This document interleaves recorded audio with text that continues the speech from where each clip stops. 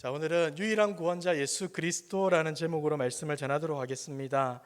제가 예전에 처음 우리 교회 부임해서 오후 예배 시간에 우리 성도님들 새가족 교육을 한다고 그래서 5주 동안 유일한 구원자 예수 그리스도, 그리고 믿음이란 무엇인가, 어떻게 하면 신앙생활 잘할 수 있는가, 그리고 성경이란 무엇인가, 교회란 무엇인가라는 제목으로 말씀을 전한 적이 있습니다.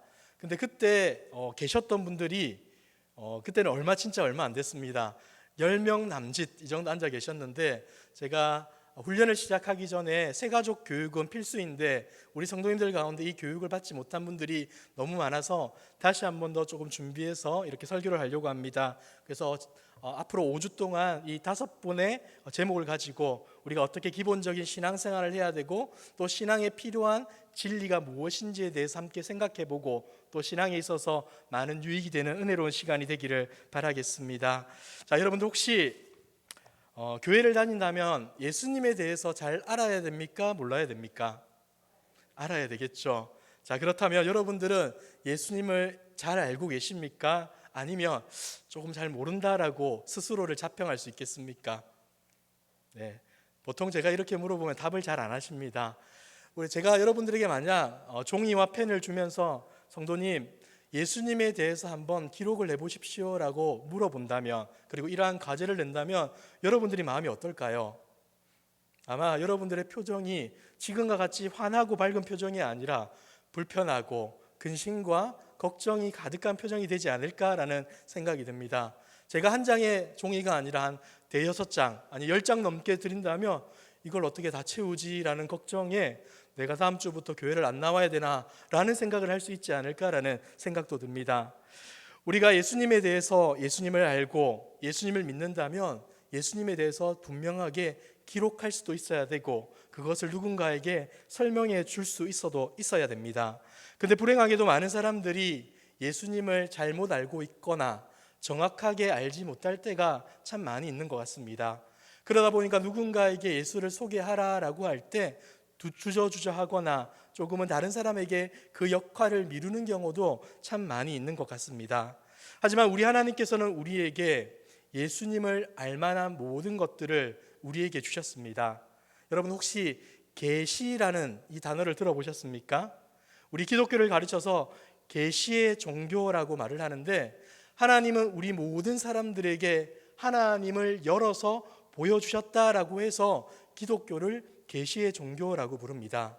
우리 일반 사람들에게도 모두에게 알려져 있는 일반 계시가 있습니다. 그것은 바로 자연과 양심을 통하여서 하나님에 대해서 인식할 수 있게끔 해주셨다는 것이죠. 하지만 죄로 망가진 인생은 그러한 양심이 있고 자연을 보더라도 그것을 유일한 하나님으로 보는 것이 아니라 또 다른 신으로 치부해버리고 또 다른 신을 섬기게 되는 그 누를 범할 수 있기 때문에 우리를 이것을 일반 계시라고 부릅니다. 죄인이 일반 계시를 통하여서 올바르게 하나님을 찾을 수 없다라는 것을 우리는 알아야 한다는 것이죠. 그렇다면 구원받은 우리들이 하나님을 알 수 있는 통로는 무엇입니까? 바로 특별 계시입니다. 이것을 다르게 표현하자면 하나님의 말씀, 성경 말씀이라고 할 수 있는 것이죠. 이 성경 말씀은 모든 사람들이 펴서 읽을 수가 있지만 하나님이 택한 자들은 그 말씀을 통하여서 하나님을 믿게 되고, 하나님의 그 행하심과 역사하심, 우리를 구원하시고 지키시고 보호하심에 대해서 인정하게 됩니다. 그리고 그 하나님을 예배하고 감사하고 찬양하게 되는 것이죠. 이 특별 계시가 우리로 하여금 하나님이 누구시고 예수님이 누구시고 예수님은 우리를 위해서 무엇을 하셨는지에 대해서 자세하게 알려준다 할 수 있습니다. 그렇기 때문에 우리는 다른 사람의 지식이나 다른 사람들이 알려주는 그것에 근거해서가 아니라 우리 하나님께서 계시를 통하여서 우리에게 알려주신 예수 그리스도, 다르게 말하자면 성경 말씀을 통하여서 우리에게 계시된 예수 그리스도를 오늘 이 시간 한번 살펴보도록 하겠습니다. 자, 먼저 이러한 질문을 한번 드려보도록 하겠습니다. 예수님은 하나님이 보내신 유일한 구원자가 맞습니까? 여러분, 이렇게 답이 나오시면 큰일 납니다. 여러분, 예수님은 하나님이 보내신 유일한 구원자가 맞습니까? 여러분, 이렇게 하시면 제가 설교가 힘들어집니다. 네, 한 번 더 묻겠습니다. 예수님은 하나님이 보내신 유일한 구원자가 맞습니까? 네, 이 대답을 제가 기대했습니다. 자, 하나님은 예수 그리스도를 우리에게 구원자로 보내주셨습니다. 그렇다면 이 예수님이 하나님이 보내신 구원자라는 사실을 어떻게 알 수 있겠습니까? 첫 번째는 예수님 자신이 자신에 대해서 증언한 기록을 통하여서 우리가 이와 같은 사실을 알게 됩니다. 요한복음 14장 6절을 보면 이러한 말씀이 있습니다. 우리 같이 한번 읽어볼까요? 시작.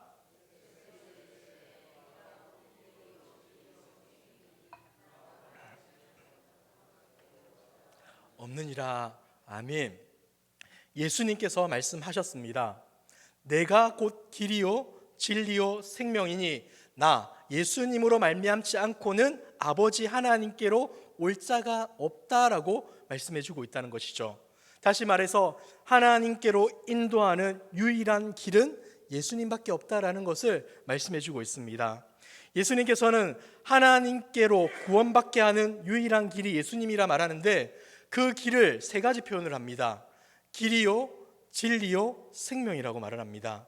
근데 먼저 이 길이라는 것은 우리가 일반적으로 여러 길이 있다라고 하는 그 길이 아니라 오직 한 길을 말하는 겁니다. 다시 말해서 the way라고 하는 그 오직 한 길, 유일한 한 길을 이 길이라는 단어로 설명하고 있습니다. 우리 모두가 가는 길이 확실합니까? 확실하지 않습니까? 확실하지 않죠. 우리는 돈을 많이 벌 것이다 하면서 어떠한 길을 걸어갑니다. 그런데 내 생각과 다르게 어려움에 직면하게 되고 사업이 실패할 수도 있고 계획했던 일이 망가질 수도 있습니다. 뿐만 아니라 성공과 명예를 쫓아 걸어갔지만 그것이 우리가 뜻하고 바라는 대로 되지 않을 때가 참 많이 있습니다. 이것은 우리가 걸어가는 길이 확실하지 않다, 분명하지 않다, 믿을만하지 않다라는 것을 알 수 있는 것이죠. 하지만 하나님께로 가는 길은 유일하고 확실하다라고 우리 가운데 알려주고 있습니다. 예수님을 통하여서 하나님께로 갈 수 있다. 아니, 예수님만을 통하여서 하나님께로 갈 수 있다라고 말씀해 주고 있는 것이죠. 인간이 죄악의 수령을 뛰어넘을 수 있는 길이 바로 예수 그리스도이고, 인간과 인간의 무너진 관계를 회복할 수 있는 길이 예수 그리스도이고, 하나님과 우리의 관계를 회복시켜 줄 수 있는 그 유일한 길이 예수 그리스도이다라고 우리 가운데 알려주고 있다는 것이죠. 오직 한 길, 유일한 길이 예수 그리스도다라고 말씀해 줍니다. 그리고 두 번째는 진리라고 이야기합니다. 이 진리라는 것은 우리 참 그리고 변하지 않는 것이라고 번역할 수가 있습니다. 세상에는 얼마나 많은 것들이 변하고 있습니까? 진리라 여겨졌던 것들이 진리가 아니다라고 판명되기도 하죠. 그리고 또 다른 주장이 진리다라고 그렇게 말하기도 합니다. 최근에는 과학을 맹신하는 그러한 풍조가 있는 것 같습니다. 과학자가 말을 하고 과학적으로 이론이 정립이 되면 이것은 진리다라고 생각하는 사람들이 참 많은 것 같습니다. 하지만 여러분, 과학은 이론입니다. 이론이라는 것은 사물의 이치나 지식 따위를 해명하기 위해 논리적으로 정형하게 일반화한 명제를 가리킵니다. 다시 말해서 또 다른 정보와 또 다른 어떠한 이론이 나오면 이전의 이론들은 부정될 수 있다는 것이 이 이론의 실제라는 것이죠. 과학이 아무리 믿을만하다라고 여겨지더라도 그것 또한 진리가 될 수 없다라는 것이 우리가 기억해야 되는 중요한 사실이라는 겁니다. 하지만 예수 그리스도가 우리의 구원자이시고 예수 그리스도를 통하여서 하나님께로 갈 수 있다라는 이 사실은 변하지 않는 참이다, 진리다라고 우리 예수님께서 알려주고 계신 겁니다. 그리고 세 번째는 무엇입니까? 생명이다라고 얘기합니다. 여기서 생명이라는 것은 우리가 가지고 있는 육신의 생명이 연장되는 것을 말하는 게 아닙니다. 우리에게 없던 생명이 주어진다는 것. 여러분 혹시 기억나십니까? 제가 여러분들에게 계속 설교할 때 창세기 3장의 내용을 가지고 알려줬던 기억이 있습니다. 우리에게는 세 가지의 죽음이 있다라고 얘기하면서 하나님과 우리의 관계가 끊어지는 영적 죽음, 우리의 육신이 죽게 되는 육체적 죽음, 그리고 마지막 날 하나님의 심판 이후에 임하게 되는 영원한 죽음이 있다라고 얘기해 드렸죠. 오늘 이 생명이라는 것은 바로 이 세 가지의 모든 것들을 우리에게 알려주는 겁니다. 이 땅에서 말하는 그 육신의 죽음만을 의미하는 것이 아니라 하나님께서 우리의 생명을 보존하여 주셔서 하나님과 교제할 수 있는 존재로, 하나님을 예배할 수 있는 존재로, 하나님과 함께할 수 있는 존재로 삼아 주신 것, 이것이 바로 생명이다라고 말씀해 주고 있다는 것이죠. 그리고 오늘의 본문을 헬라어로 보시면 이 길과 진리와 생명은 동의어로 표현되고 있습니다. 길이자 진리자 생명이다. 다르게 말하자면 변하지 않는 길이요 생명으로 인도하는 유일한 길이다라고 설명해 주는 것이 바로 예수님께서 이 본문을 통하여서 우리 가운데 알려주고 있는 사실이라는 말입니다. 사랑하는 성도 여러분, 예수님께서는 분명하게 우리에게 말씀하십니다. 내가 곧 길이요 진리요 생명이다. 나를 말미암지 않고는 하나님께로 갈 자가 없다라고 확실하게 말씀하십니다. 그렇다면 우리가 이것을 믿고 따라야 하는 것 아니겠습니까? 근데 이렇게 예수님께서 말씀했음에도 불구하고 다른 사람들은 또 다른 증언을 요구합니다. 그래서 제가 한 증언을 더 가져왔습니다. 바로 베드로의 증언입니다. 베드로는 사도행전 4장 12절의 말씀에서 이렇게 말을 합니다. 같이 한번 읽어보도록 하겠습니다. 시작.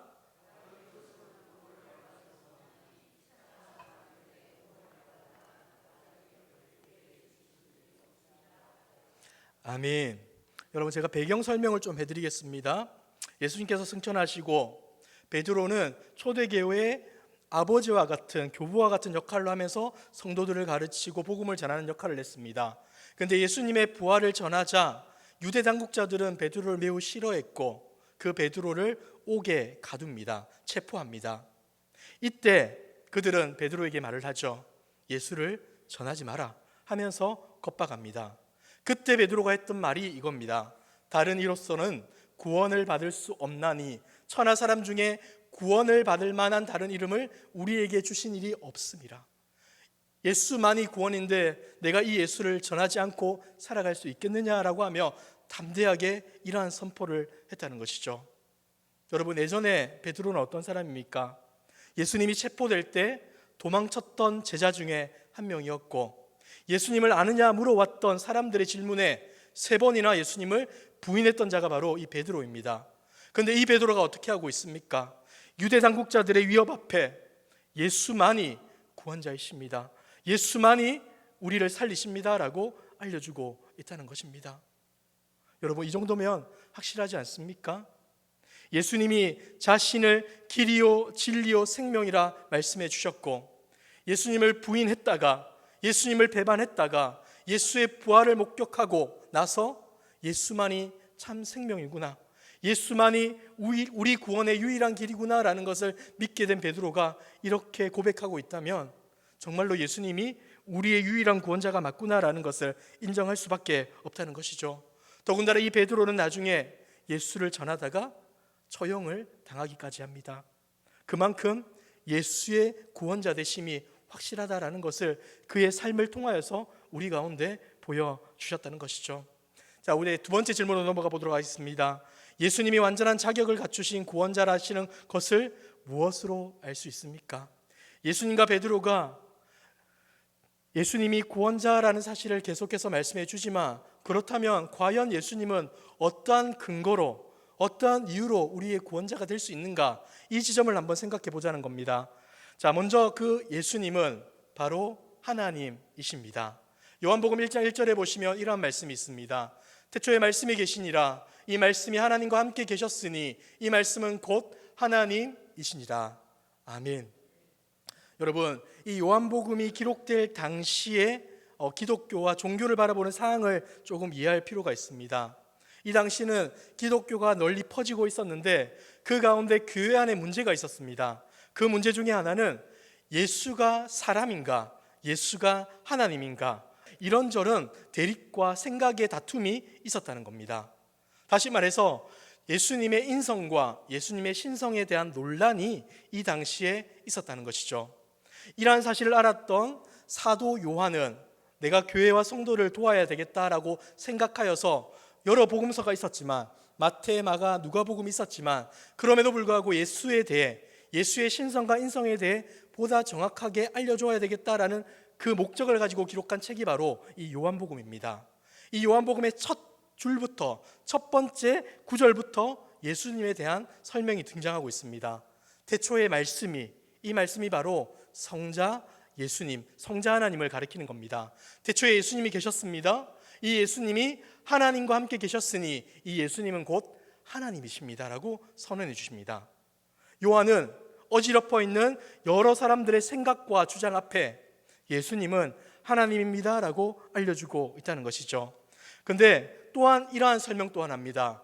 요한복음 1장 14절에 보시면 말씀이 육신이 되어 우리 가운데 거하심에 우리가 그의 영광을 보니 아버지의 독생자의 영광이요 은혜와 진리가 충만하더라. 여러분, 말씀이 누구라 그랬습니까? 성자 하나님, 예수 그리스도라 그랬죠.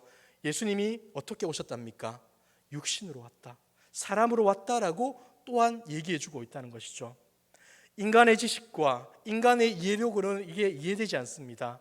하지만 참 하나님이신 그분께서 참 사람으로 이 땅 가운데 오셨다라는 것을 요한은, 예수님의 제자였던 요한은 성도들에게, 교회를 향해서 말씀해주고 있었다는 겁니다.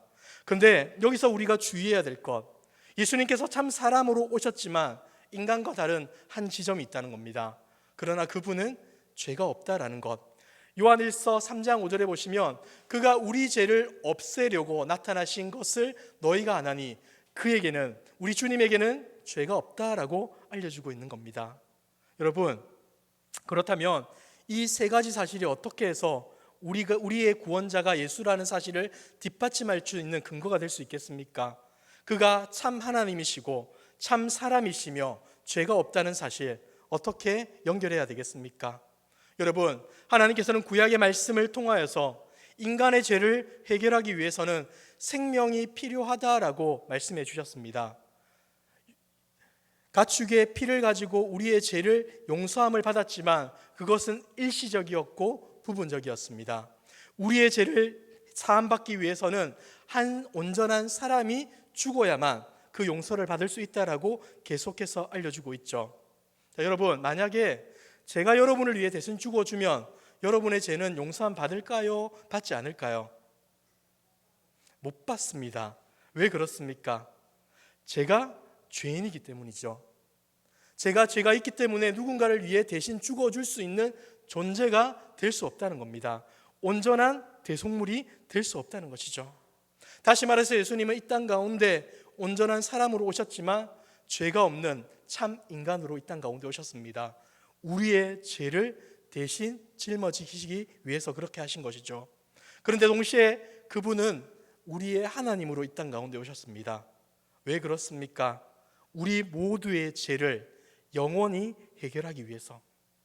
사람으로 오심으로 인하여 우리의 죄를 용서하셨다면 우리 모두의 죄, 우리 모두의 영원한 죄를 용서하기 위하여서 참 하나님으로 이 땅 가운데 오셨다라는 것이 바로 성경이 예수 그리스도를 표현하는 참 하나님, 참 사람, 죄가 없으신 분이라는 설명이 뒷받침되는 이유라고 볼 수 있다는 것이죠. 우리 주님께서는 우리를 구원하기 위해서 참 하나님이심에도 불구하고 사람으로 이 땅 가운데 오셨습니다. 그리고 우리를 위해 죽어 주셨던 것이죠. 그래서 세 번째 질문에 이 죽음이 나타납니다. 예수님은 우리를 구원하기 위해 무엇을 하셨습니까? 첫 번째가 바로 십자가의 죽음입니다. 갈라디아서 3장 13절에 보시면 그리스도께서 우리를 위하여 저주를 받은 바 되사 율법의 저주를 우리를 속량하셨으니 기록된 바 나무 밑에 나무에 달린 자마다 저주 아래 있는 자라 하였습니다. 아멘. 여러분, 우리는 모두 하나님으로부터 떨어진 원수와 같은 존재입니다. 죄인이고 하나님의 저주 가운데 있는 자고 죄와 사망의 지배를 받는 자가 바로 우리들입니다. 그런데 우리를 대신해서 예수님께서 십자가에 달려 돌아가심으로 우리의 죄를 담당하시고 우리의 저주를 받아내셨다라는 것이 바로 이 갈라디아서 3장 13절의 말씀이라 할 수 있는 것이죠. 여러분, 여기에 우리가 그리스도께서 우리를 위하여 되어 있는데 이 우리 자신의 이름을 한번 넣어 볼까요? 그러면 이 본문의 말씀이 좀 더 우리에게 확 와닿습니다. 우리 말씀 자신의 이름을 넣어서 한번 읽어보도록 하겠습니다. 시작. 그리스도께서 창부를 위하여 저주를 받은 바 되사 율법의 저주에서 창보를 속량하셨으니 기록된 바 나무에 달린 자마다 저주 아래 있는 자라 하였습니다. 아멘. 우리 주님께서는 저와 여러분의 저주를 해결하기 위해 십자가를 지셨다라고 말씀해 주고 있습니다. 그런데 이것만이 아니라 한 가지의 사실을 더 알려주고 있습니다. 부활의 승리. 로마서 4장 25절에 보시면 예수는 우리가 범죄한 것 때문에 내어줌이 되고 또한 우리를 의롭다 하시기 위하여 살아났다라고 말씀해 주고 있죠. 여러분, 아까 제가 말씀드렸지만 사망은 뭐의 결과일까요? 죄의 결과입니다. 우리가 저주 안에 있다는 것을 보여주는 결과물이 바로 사망이고 죽음입니다. 다시 말해서 우리는 장례식장에서 맞아, 인생은 죄인이지, 죄의 결과는 죽음이지라는 것을 뼈저리게 느껴야 합니다. 그런데 예수의 부활은 우리에게 어떤 소망을 줍니까? 예수님이 정말 죄와 사망의 권세를 이기셨구나. 예수님의 부활하심을 통하여서 정말 사망 가운데 승리하셨구나. 사망을 밟고 일어섰구나라는 것을 우리에게 보여주는 증거로 부활하심을 보여주었다라고 볼 수 있다는 것이죠. 예수를 믿으면 우리 또한 그 부활의 영광, 사망을 이길 수 있는 그 믿음 가운데 살아간다면, 이 부활의 영광을 잊고 살아간다면 예수님이 부활하셨던 것처럼 우리 또한 부활의 영광 가운데 있을 수 있다라고 말씀해 주고 있다는 것입니다. 우리가 예수 안에 승리했다는 것을 알 수 있는 결정적인 증거가 바로 부활의 사건이다라고 할 수 있는 것이죠. 그런데 이뿐만이 아니라 승천의 영광 또한 있습니다.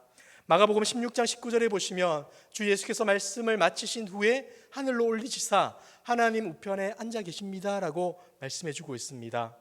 예수님이 하나님의 보좌 우편에 계시다는 게 우리와 무슨 상관이겠습니까? 요한복음 14장에서부터 16장을 보시면 예수님께서 다락방 강화라고 해서 제자들에게 여러 가지 말씀을 하시는데, 그 말씀 가운데 한 가지 중요한 약속이 있습니다. 내가 성령을 너희에게 보내줄 것이다. 내가 또 다른 보혜사를 너희에게 보내줄 것이다. 여기서 보혜사라는 것은 돕는 자, 헬퍼를 가리킵니다. 예수님께서 제자들의 보혜사였지만 내가 떠남으로 인하여서 너희가 슬퍼할 필요가 없다. 왜냐하면 또 다른 보혜사이신 성령 하나님께서 너희 가운데 임할 것이기 때문에 그렇다라고 알려주셨다는 것이죠. 이 성령을 보내주시는 것은 예수님이 떠나심으로 우리 가운데 임하게 되는 역사입니다. 그렇다면 여러분, 성령을 보내주심으로 우리가 누리게 되는 영광은 무엇입니까? 어떤 사람들은 방언을 하게 되고 치유를 하게 되고 다른 사람보다 더 놀라운 권세를 나타내는 것으로 생각하지만, 성경이 말하는 성령의 역사하심의 핵심은 그것이 아닙니다. 그러한 것들 또한 성령의 충만한 역사 가운데 나타나기도 하지만, 결정적인 성령의 사역은 예수님을 기억나게 하시고 예수님을 믿게 하시고 죄를 깨닫게 하는 것, 이게 바로 성령 충만한 성도들 가운데 나타나는 변화이고 역사다라고 성경은 우리 가운데 알려주고 있다는 것이죠. 예수님께서는 성령을 보내주심으로 우리가 예수님을 알도록, 예수님을 믿도록, 뿐만 아니라 우리가 이 땅을 살아가면서 죄의 지배를 받지 않도록, 죄를 깨닫고 회개할 수 있도록 성령 하나님의 역사하심을 우리 가운데 허락해 주셨다라고 말씀해 주시는 것이 첫 번째 승천의 영광이라 할 수 있습니다. 자, 두 번째는 중보기도를 해주신다는 겁니다. 여러분, 예수님께서는 하나님의 보좌 우편에서 우리를 통치하시고 다스려 주십니다. 우리 한 사람 한 사람이 믿음의 걸음을 걸어갈 수 있도록, 하나님을 예배할 수 있도록, 복음을 전하며 살아갈 수 있도록, 끝나는 날 주님을 믿는 그 믿음을 끝까지 포기하지 않고 살아갈 수 있도록 우리를 위해 중보해 주십니다. 우리를 위하시고 우리를 위해 일해 주신다는 것이죠. 얼마나 감격스럽습니까? 앞에 있는 목사가 여러분들의 손을 잡아주고 기도해 줄 때도 너무나 감사하고 기쁘지 않습니까?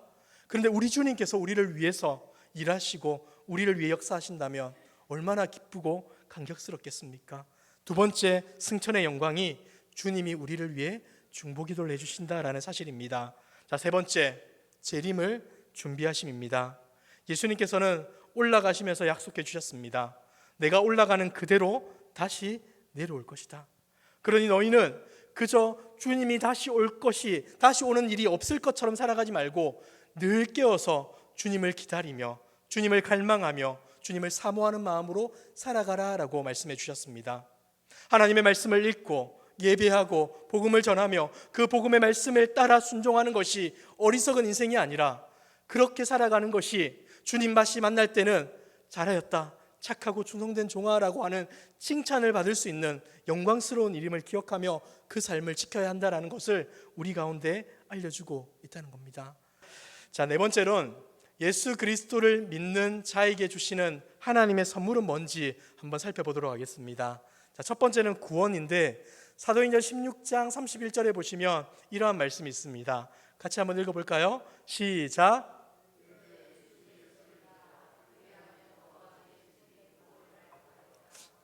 아멘. 여러분, 예수님을 믿으십시오. 그러면 어떻게 된답니까? 너와 내 집이 구원을 받는다. 여러분, 이걸 오해하시면 안 됩니다. 여러분이 믿으면 1+1 해가지고 자식들은 예수님 안 믿어도 자연적으로 구원받는가 보다 라고 생각하면 절대 안 됩니다. 이 말씀의 핵심은 무엇이냐면 예수님을 믿으면 우리가 구원받는 건 맞다. 그리고 동시에 우리가 예수님을 제대로 믿게 되면 우리의 삶을 통하여서 구원의 역사가 우리 주변에 일어나게 된다라는 것을 알려주는 겁니다. 우리의 신앙생활, 우리의 언어생활, 우리의 행실, 이 모든 것이 복음의 도구가 되어서 다른 사람들을 변하게 하고 다른 사람들이 하나님을 만날 수 있는 그 도구로 쓰임받게 된다는 것을 우리 가운데 알려주고 있다는 것이죠. 여러분들이 믿는다고 자녀들이 그냥 믿지 않습니다. 여러분들이 하나님의 뜻 가운데, 하나님의 말씀 가운데 정직하게 살아갈 때 여러분들의 그 아름다운 삶은 복음의 도구로 쓰임받게 된다라고 알려준다는 것이죠. 이게 첫 번째 구원, 바로 하나님이 주신 우리에게 선물입니다. 두 번째는 권세입니다. 영접하는 자 곧 그 이름을 믿는 자들에게는 하나님의 자녀가 되는 권세를 주셨으니. 여러분, 우리는 누구의 자녀입니까? 하나님의 자녀죠.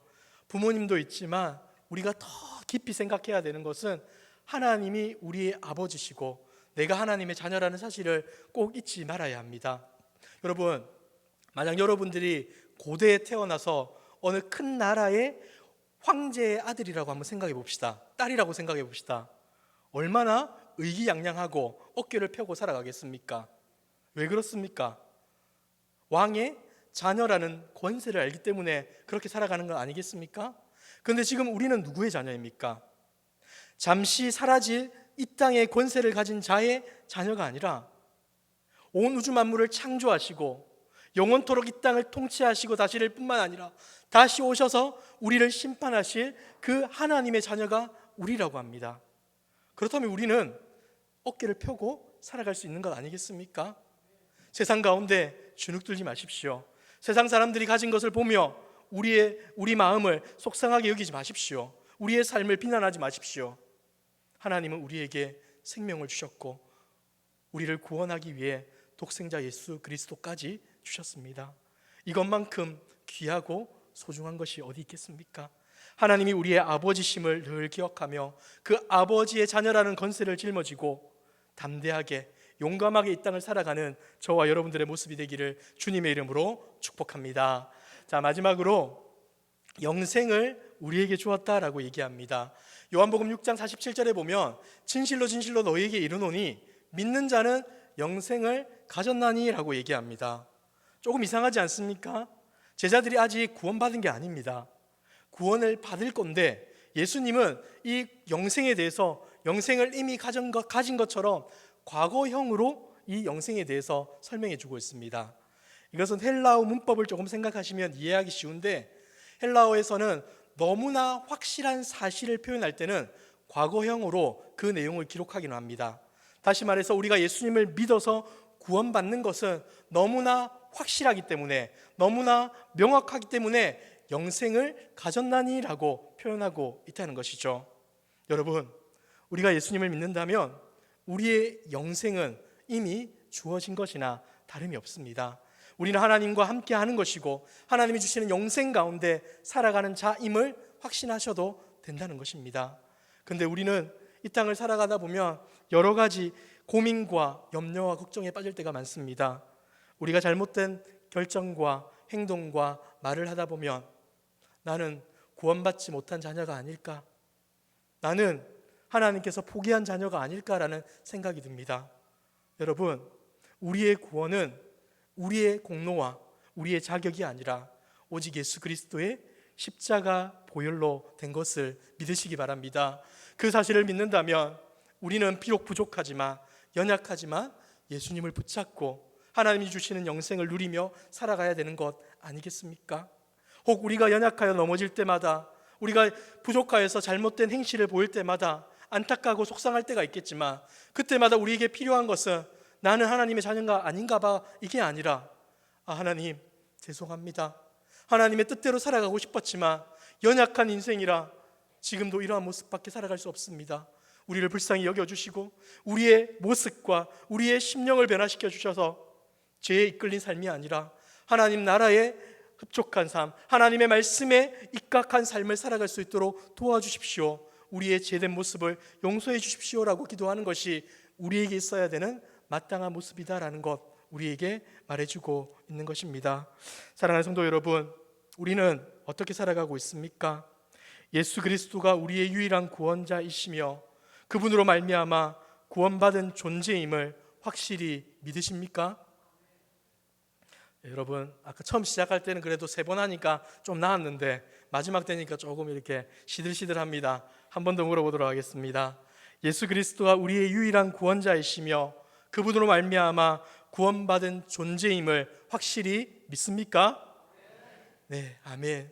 여러분들, 이 믿음을 가지고 살아가는 저와 여러분들이 되기를 소망합니다. 그러나 혹 이 믿음이 없는 자들이 계시다면 오늘 이 시간 이 진리의 말씀 안에서 다시 한 번 더 기도하는 자가 되었으면 좋겠습니다. 주님, 우리에게 믿음을 더하여 주십시오.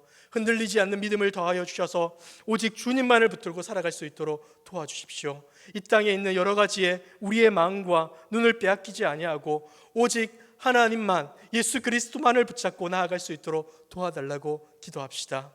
그리고 먼저 된 자, 예수 그리스도의 구원의 은혜를 먼저 경험한 우리는 어떻게 해야 되겠습니까? 아직 믿음이 없는 자들을 위해 기도해야 되고 그들을 위해 복음을 전해야 하는 것 아니겠습니까? 우리의 유한한 인생이지만 이 인생을 통하여서 우리를 사용하고 계시는 하나님의 그 크고 놀라우신 뜻을 기억하면서 우리의 입술을 통하여서 복음을 전하고 우리의 입술을 열어서 믿지 않는 자들을 위해 기도해 줄 수 있는 저와 여러분들의 모습 되길 주님의 이름으로 축복합니다.